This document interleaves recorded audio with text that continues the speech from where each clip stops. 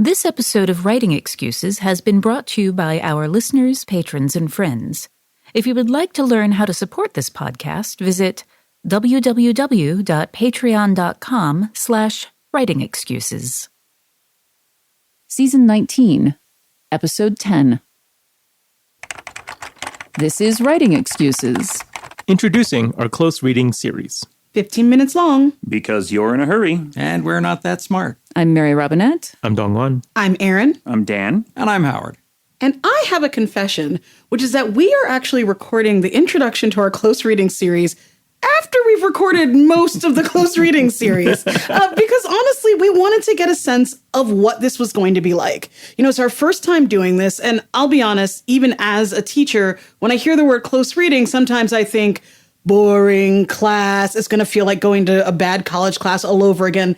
But I think it's been really fun. This has been some of the most fun that I've had doing episodes. One of the things that people talk about in our previous episodes when we've been trying to give examples of things is that we often reach for film and television because we feel like there's a higher likelihood that you will have seen the thing than that you will have read a particular work. With this, because what we've done is we've picked 5 books, actually 2 books, 2 novellas, and a bunch of short stories, so that you can read along with it. But we're doing all the heavy lifting. We've done the close reading, and we're using those to tell you kind of how these techniques work with very concrete examples. We're also leaning all the way into this and reading directly from the text during the episodes, which is, to my mind, critical for helping you understand what it is that we love and what we see in the words that we read. And because, as Howard said, we're going to be quoting from the text, you don't necessarily have to have read all of it before hopping in with us, but do be aware that we are not holding back on spoilers because we want to talk about the structure. We want to talk about how certain things unfold. So we will be referencing elements of the plot and the story from throughout the entire book. So if you hate spoilers, then read along with us. If you don't have time, don't stress about it. We're going to walk you through it. Well, and also, not for nothing, we picked really great works that we love. You're going to want to read these anyway. So if you can, definitely read at least part of them. I think you should read all of them, and you'll get a lot out of it. Yeah, that thing that thing where people will say, oh, okay, spoiler alert, and you know to plug your ears or whatever stuff. We didn't even bother with that. We just sort of, the spoilers are scattered like... It's all spoilers all the time. Mm-hmm. We tend to focus on the first half of the book just naturally and how we're talking about it. But yeah, absolutely. Be prepared. Okay, so we should probably talk a little bit about how we got here in the first place. Yeah. And it started with, I think, Dongwon, it was you and I, and maybe you, Mary Robinette, we were all scheming on the cruise. We had nothing to do during a lunch, and we said, let's start scheming and plotting and figure out how we can bring like these really interesting close readings in a really cool way to the listeners. Do you remember it that way? I remember it being not so much nothing to do during lunch, rather than season 19 curriculum meeting. Erin's way sounds more fun. Your way does sound more fun. It was a nice lunch, too. It was a great lunch. Halfway through the curriculum meeting, you remembered that it was supposed to be a curriculum meeting? You were eavesdropping on us, clearly. But the thing it really is, like, so often when I'm talking about a technique, it would be easier if I had a sentence that I could show it to you with. And we've got those. What we wanted to do was not just pick books, but pick topics that were going to be useful to you. So we've got the season broken down into 5 topics, each of which has a representative work that is tied to it. So we're going to be starting the season with voice. Starting with voice, yes. That makes sense for a podcast. We recorded these out of sequence, which is part of why I was like, it was voice, right? And voice, interestingly enough, was How to Lose the Time War, which is just ironic considering the out-of-sequence nature of our recording schedule. Exactly. I think we're winning the time war. We are winning the time war joke that we made. There we go. We set this up in advance. We're like, someone's going to make a time war joke. That was it, folks. There we go. That's the only time war joke you're going to get. We will have done this several times. So we're starting with voice, and then we're going into world building after that, reading Arkady Martine's A Memory Called Empire. And then we're going to do character using C.L. Clarke's short stories, and there'll be a list of those in the liner notes. And then we are going to do tension with P. Djeli Clarke's Ring Shout. And then finally, we're going to talk about structure using N.K. Jemison's The Fifth Season. We've tried to set this up so that you've got novella, so you have plenty of time to read it because it's a shorter thing. Then we go to a novel, so you've got a little more time. Then you get a breather because we do some short stories.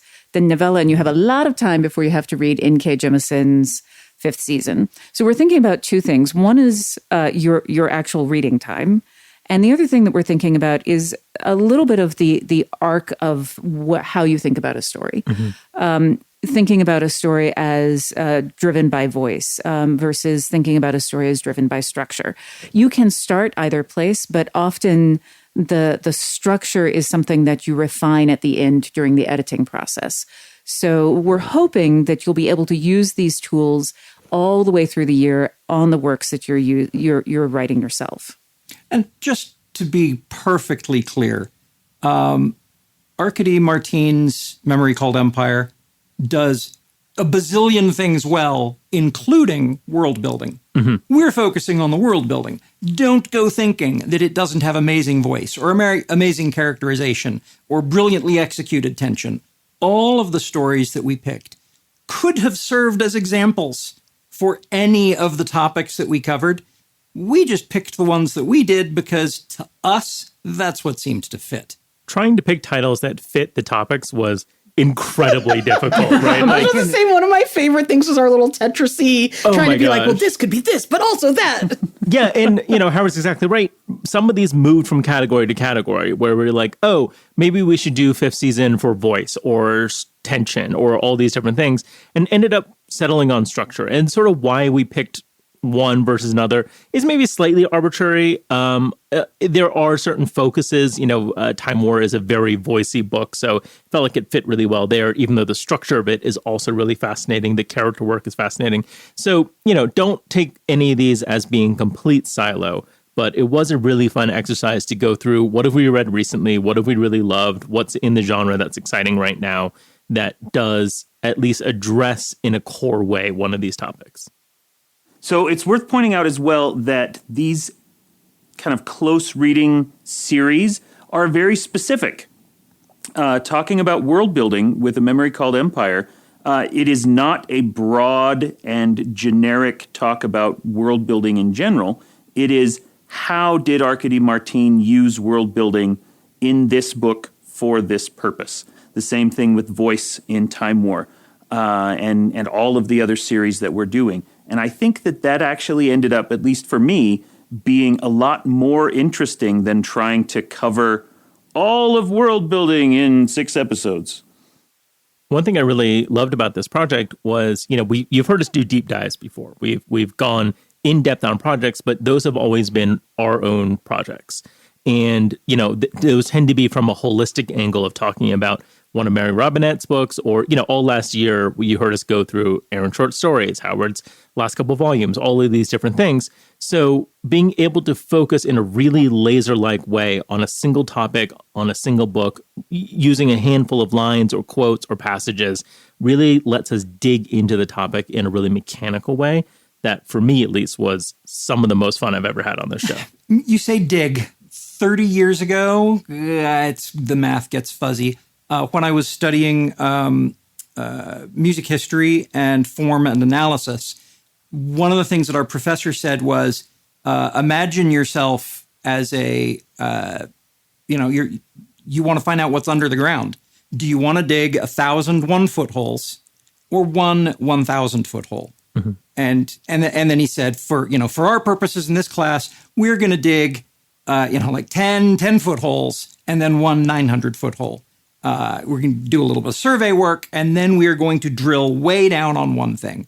In the past, here with Writing Excuses, a lot of times we've taken the 100 10-foot hole approach, and now we're going mining. And actually, I think we're about to go to a break, and when we come back, I want to talk about how do you do close reading well? Because we've been talking about it and we want to make sure that you're prepped for what you need to do or what you might want to do when we start this series. Hi, this week our thing of the week is a role-playing game called Shinobi Gami.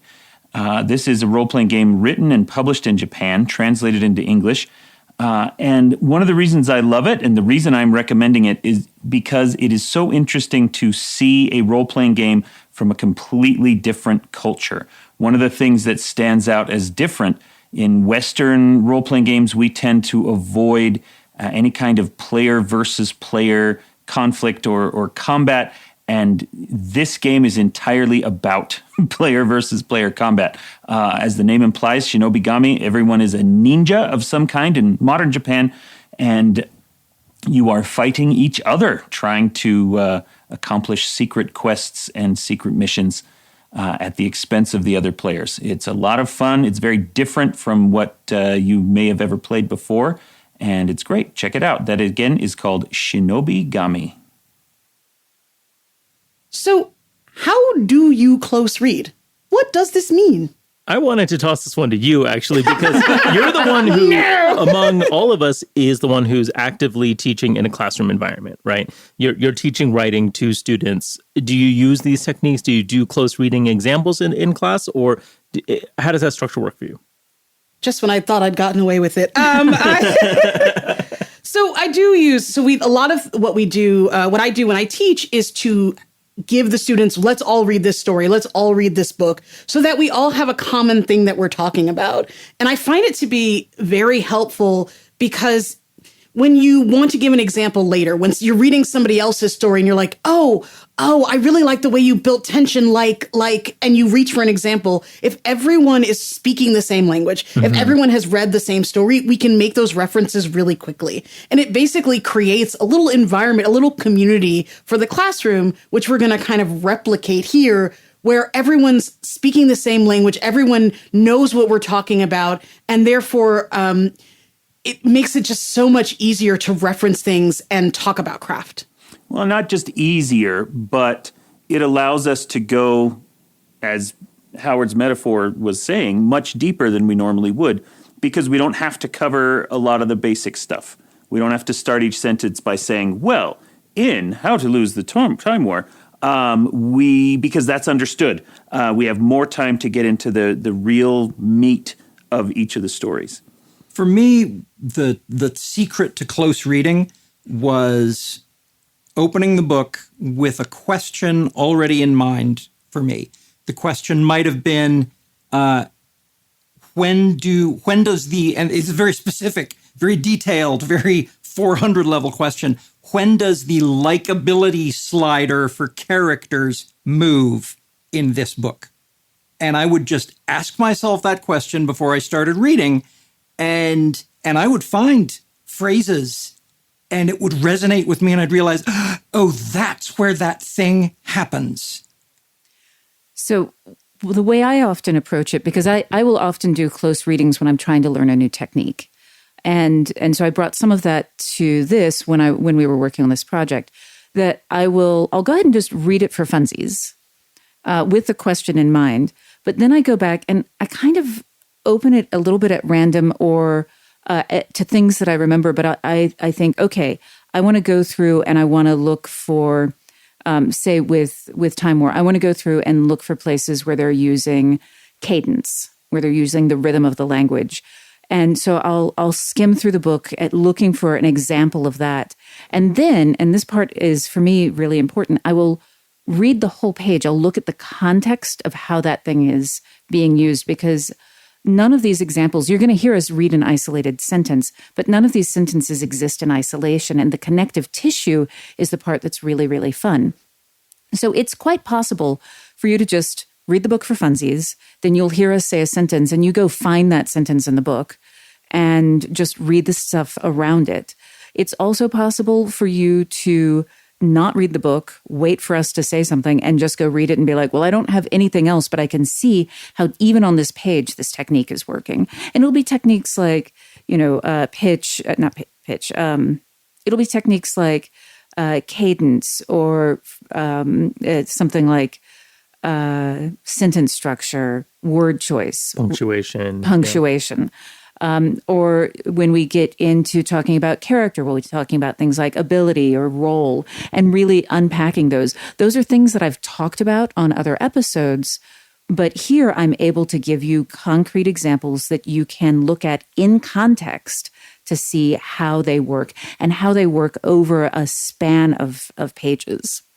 And, one thing for me, there's a hazard of my job where I spend so much time reading manuscripts, right? Reading client work, going over drafts, editing, that sometimes it can get a little mechanical for me, where I end up so in the weeds and kind of like, I got to get through X number of manuscripts by the end of this month to stay on top of things. So being able to do this, where we got to dig into these books and dig into certain passages in a very specific way, kind of really reminded me how much I love writing. Like it was such a joyful conversation to be like, it is so cool that in this paragraph they did this. Look how they did this thing and how that's going to have consequences later. And, I hope that also works for some of our audience too, that, sometimes when you're writing, it can be easy to lose sight of what matters.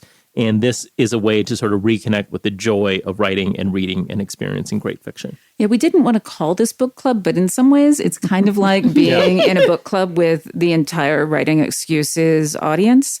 In fact, this is also a good time to let you know that our Patreon has a Discord attached to it.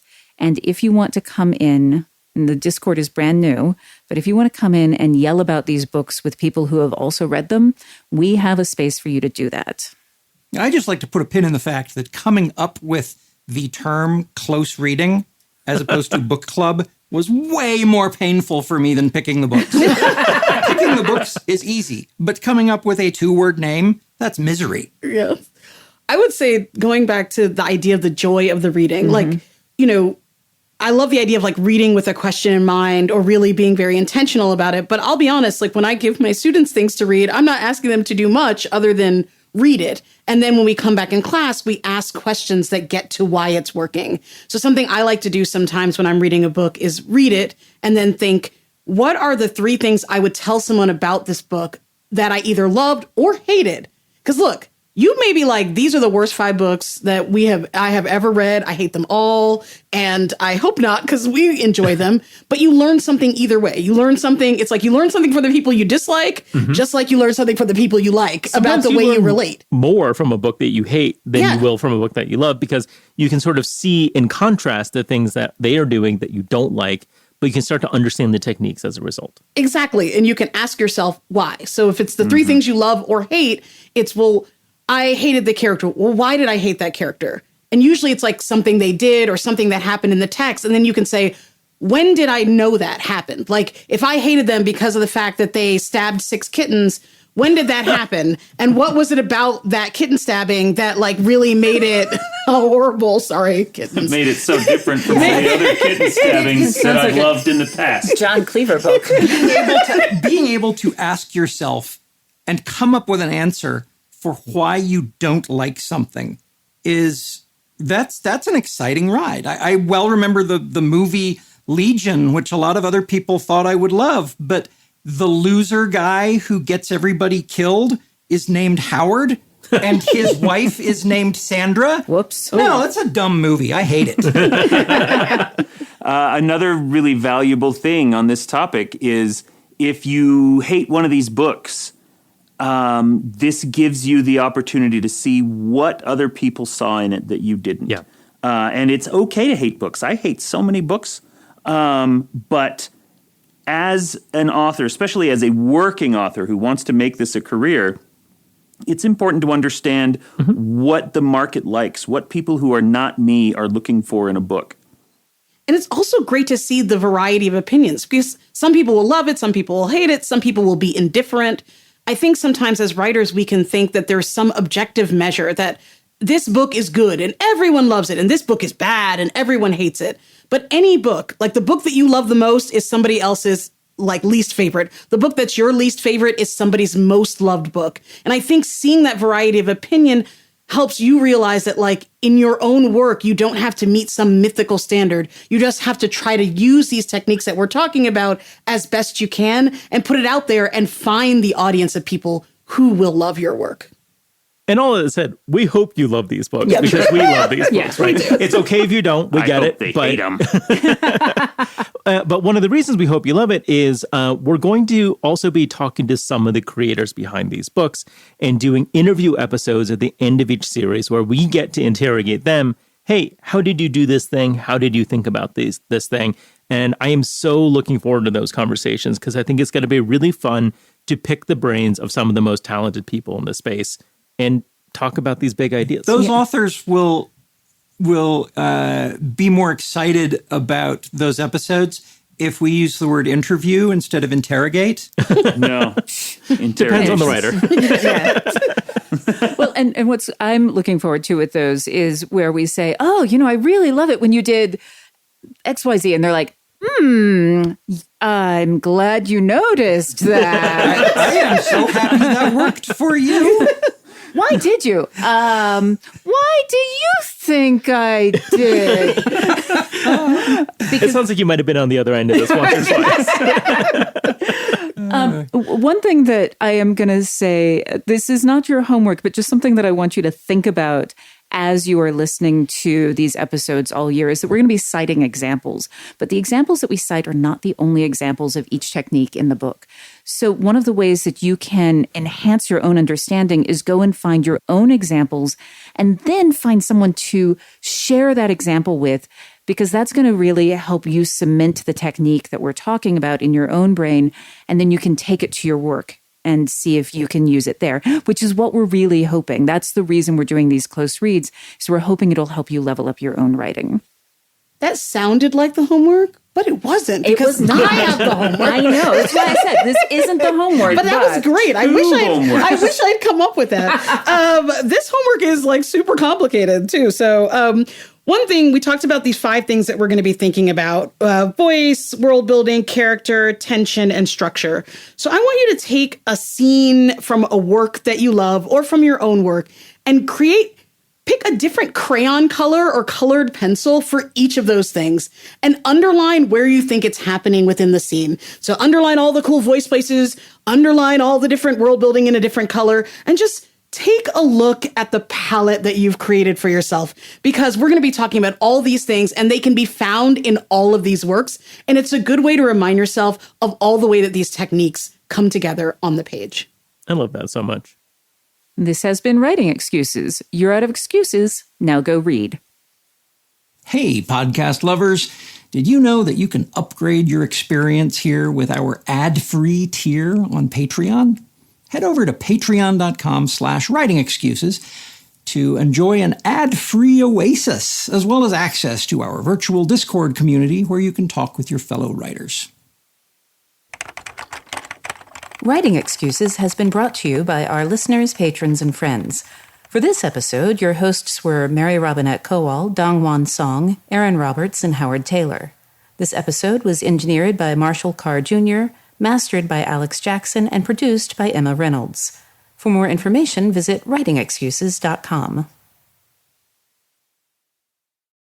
If you aren't familiar with Locus Magazine, they're a long-standing and respected website, magazine archive, and resource for science fiction, fantasy, and horror. Basically, they're the industry magazine for our genre. They also run the annual Locus Awards, a top-tier award that recognizes new, diverse, and excellent voices in speculative fiction. They tell the storyteller's stories through author interviews, book reviews, curated reading lists, international industry news, obituaries, and more. Locus has meant a lot to me, both personally and professionally. In my career, I've been interviewed by them, and I've also turned to them as a source of understanding who is involved in the industry. Locus is holding their annual fundraising drive to keep their doors open, lights on, and future bright.